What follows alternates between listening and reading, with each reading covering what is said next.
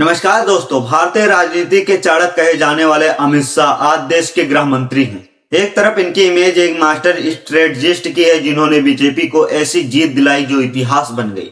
लेकिन दोस्तों, पावर के इस शिखर तक पहुंचने का सफर सीधा नहीं रहा। इनके राजनीतिक करियर के पीछे कुछ ऐसी बड़ी कंट्रोवर्सी और आरोप हैं जिन पर आम मीडिया ज्यादा बात नहीं करती। आज हम फैक्ट्स और सबूतों के आधार पर इन कथित विवादों का एक लॉजिकल एनालिसिस करेंगे। आखिर क्या है सच, आइए जानते हैं इस वीडियो में। दोस्तों, कहानी फ्लैशबैक में जाती है गुजरात साल 2010। अमित शाह उस वक्त गुजरात के गृह मंत्री थे। उनका नाम जुड़ता है Sohrabuddin Sheikh fake encounter case से। आरोप इतने गंभीर थे कि सीबीआई ने इस केस को टेक ओवर किया और 2010 में अमित शाह को अरेस्ट कर लिया गया। उन्हें जेल जाना पड़ा और सुप्रीम कोर्ट के आदेश पर गुजरात से तड़ीपार भी कर दिया गया। यह उनके करियर का सबसे डार्क फेज था। लेकिन यहाँ फैक्ट चेक करना जरूरी है। जब 2014 में केंद्र में बीजेपी की सरकार आई, उसके कुछ ही महीनों बाद स्पेशल सीबीआई कोर्ट ने उन्हें सभी आरोपों से बरी कर दिया। श्री अमित शाह संपूर्ण रूप से निर्दोष हैं। उन पर लगाए गए सारी बातें फैब्रिकेटेड हैं, राजनीति करने के हिस्से से किया गया है और सारा देश जानता है कि 2007 में जब गुजरात के चुनाव हुए, उस चुनाव में कांग्रेस ने सोहराबुद्दीन को नेशनल हीरो के रूप में प्रस्तुत किया था। कोर्ट ने कहा कि उनके खिलाफ आरोप राजनीति से प्रेरित थे और कोई ठोस सबूत नहीं है। आलोचक आज भी इस टाइमिंग पर सवाल उठाते हैं, लेकिन कानूनी तौर पर वह इस केस से पूरी तरह बरी हो चुके हैं।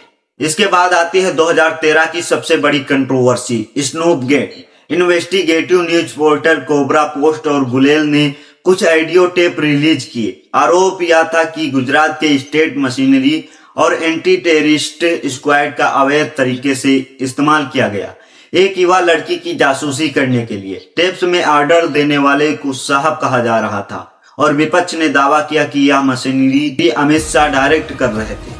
मीडिया में भयंकर हल्ला हुआ, लेकिन इस केस में ट्विस्ट तब आया जब उस लड़की के पिता खुद सुप्रीम कोर्ट गए और उन्हें स्टेटमेंट दी कि यह सर्विलांस उन्होंने खुद अपनी बेटी की सेफ्टी के लिए राज्य सरकार से रिक्वेस्ट की थी। इस स्टेटमेंट के बाद सुप्रीम कोर्ट ने इन्वेस्टिगेटिव की याचिका खारिज कर दी। आज के समय पर सबसे बड़ा विपक्ष का आरोप इंस्टीट्यूशन कैप्चर यानी संस्थाओं पर कब्जे का है। इंडियन एक्सप्रेस की एक रिपोर्ट के मुताबिक पिछले कुछ सालों में ईडी और सीबीआई के लगभग 95% केस सीधे तौर पर विपक्षी नेताओं पर हुए हैं। आलोचक कहते हैं कि इन गृह मंत्रालय पर पीएमओ इन एजेंसियों का इस्तेमाल अपने राजनीतिक विरोधियों को खत्म करने के लिए कर रहे हैं, जिसे वॉशिंग मशीन पॉलिटिक्स का नाम दिया गया। हालांकि सरकार का स्टैंड है कि एजेंसियां अपना काम स्वतंत्र तरीके से कर रही हैं। तो दोस्तों, रियलिटी यहाँ निकल कर आती है। एक नेता जिसने ग्राउंड लेवल से शुरुआत करके देश का टॉप पॉलिटिकल मैनेजमेंट अपने हाथ में लिया, कोर्ट ऑफ लॉ में सबूतों के आधार पर वह हर बड़े क्रिमिनल आरोप से कानूनी तौर पर बरी हुए हैं। लेकिन राजनीति में मोरल ग्राउंड और जनता की अदालत की बहस हमेशा चलती रहती है। आपका इन फैक्ट्स पर क्या मानना है, नीचे कमेंट करके जरूर बताइए। अगर वीडियो ज्ञानवर्धक लगा हो तो लाइक करें और इंडिया यादवेंद्र को सब्सक्राइब जरूर करें। जय हिंद, वंदे मातरम।